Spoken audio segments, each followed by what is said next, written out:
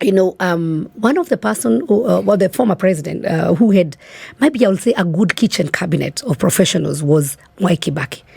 Remember when Mwai Kibaki came to power, he had an accident. He was not very well. He could also not even articulate his issues very well. And I don't even remember anywhere that Mwai Kibaki at his term, even within the mountain, associated himself with the mountain or even came and stood. And there was a narrative that was said that once he went home, to his home in Udaya, and women came dancing. He told them, wachani kuregarega, and then mukafanya kazi. He never even entertained women to come and sing for him and everything else. He drove from Nairobi straight to his home in Udaya without stopping anywhere. But work was being done because Pahe was built. He had Professor, I think, Nico and Johi. There were a few other people who were kitchen cabinet who made things, and Akina Mudaura, who made things move. Not necessarily President Kibaki, but with his blessings. And I think with our current president, he seemed to be doing everything. He seemed to be the person making decisions. He seemed to be the person going to the ground to launch. He seemed to be the person convincing people. He needs a team. And he's the kitchen. He's in the kitchen, he's cooking, he's serving, he's also washing, he's also advising himself. He needs people who can, work for him.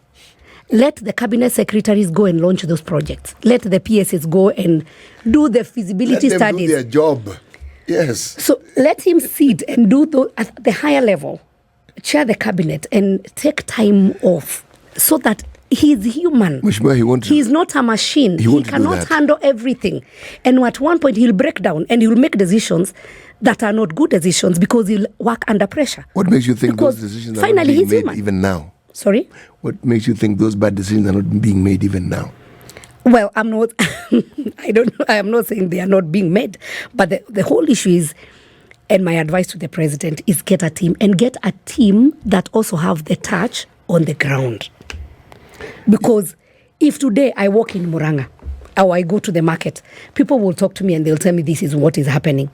But there are people who have no feel, who have no contact, but they have this theory and they have studied, and so they will work on things like theoretically.